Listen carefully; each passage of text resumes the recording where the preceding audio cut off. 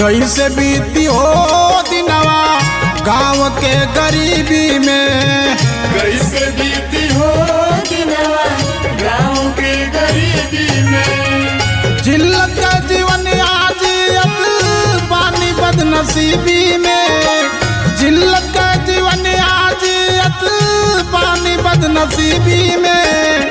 कैसे बीती हो दिनवा गाँव के गरीबी में, कैसे बीती हो दिनवा गाँव के गरीबी में।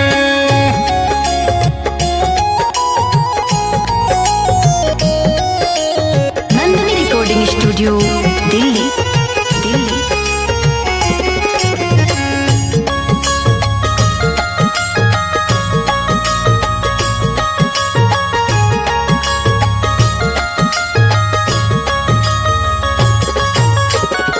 खेती और किसानी हमारे जीवन का आधार हो, जीवन के आधार हो, जीवन के आधार हो।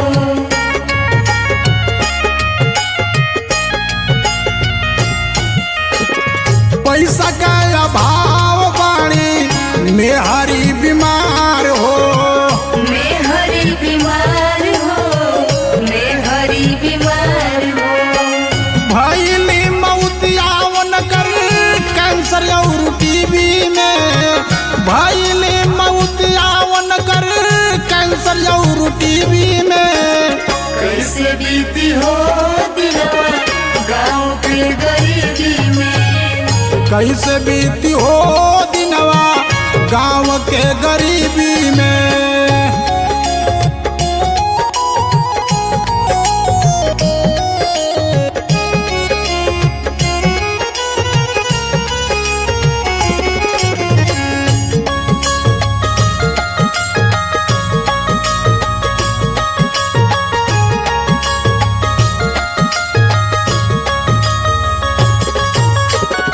कैसे हो शादी घर में बिटिया जवान हो, बिटिया जवान हो, बिटिया जवान हो।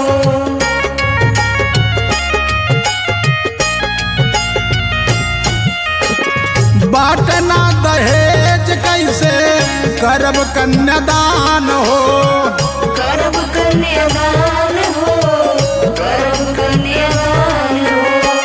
छोड़ दिहल रिश्ता जतना रहल करीबी में, छोड़ दिहल रिश्ता जतना रहल करीबी में।